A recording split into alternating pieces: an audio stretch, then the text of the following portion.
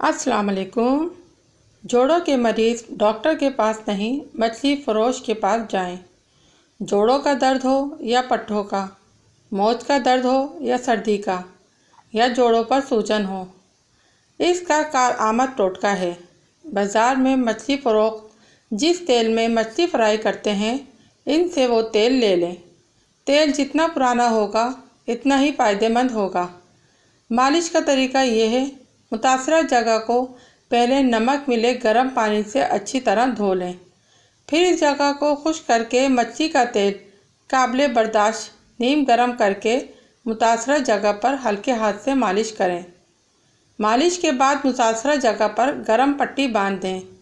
چند دن اس تیل کی مالش کریں، انشاءاللہ ضرور فائدہ ہوگا۔ دعاؤں میں یاد رکھیے گا۔ اگر میرے چینل پر نئے ہیں تو میرے چینل کو سبسکرائب کریں، بیل آئیکن کا بٹن لازمی پریس کیجیے گا تاکہ ہر نئی آنے والی ویڈیو آپ تک بروقت پہنچ سکے۔